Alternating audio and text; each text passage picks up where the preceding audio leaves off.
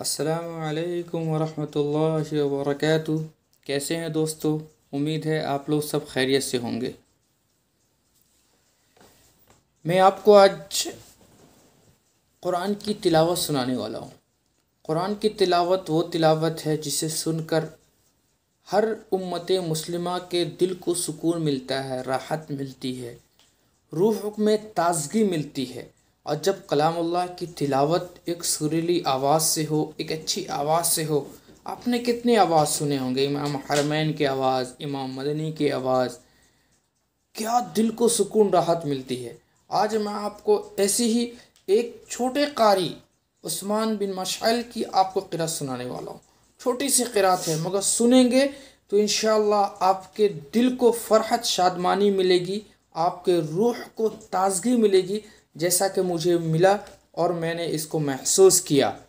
آپ سے ایک درخواست ہے، اگر آپ میرے چینل پر پہلی مرتبہ ہیں تو پلیز میرے چینل کو سبسکرائب کیجئے، اور اگر آپ میرے چینل کو سبسکرائب کر چکے ہیں تو پلیز اس ویڈیو کو لائک کیجئے، شیئر کیجئے۔ تو لیجئے آپ کو میں سنانا سٹارٹ کرتا ہوں۔ كلا بل تحبون العاجلة وتذرون الآخرة وجوه يومئذ ناظرة إلى ربها ناظرة ووجوه يومئذ باسرة تظن أن يفعل بها فاقرة كلا إذا بلغت التراقي وقيل من راق وظن أنه الفراق والتفت الساق بالساق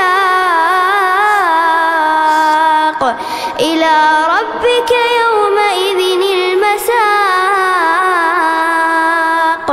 فلا صدق ولا صلى ولكن كذب وتولى ثم ذهب إلى أهله يتمطى أولى لك فأولى ثم أولى لك فأولى أيحسب الإنسان أن يترك سدى ألم يك نطفة من مني يمنى ثم كان علقة فخلق فسوى فجعل منه الزوجين الذكر والأنثى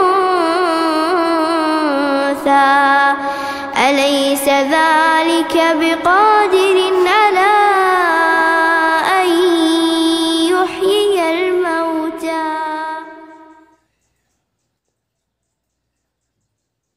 دیکھا دوستو کیسی تھی قرأت، دل کو سکون اطمینان مل رہا تھا جب اسے ہم سن رہے تھے۔ مجھے امید ہے آپ لوگوں کو بھی روح کو تازگی ملے ہوگی اس کے قرأت سن کو، لہذا خود بھی سنیے، بچوں کو سنائیے، گھر میں سب کو سنائیے، رشتہ داروں کو اس ویڈیو کو شیئر کیجئے۔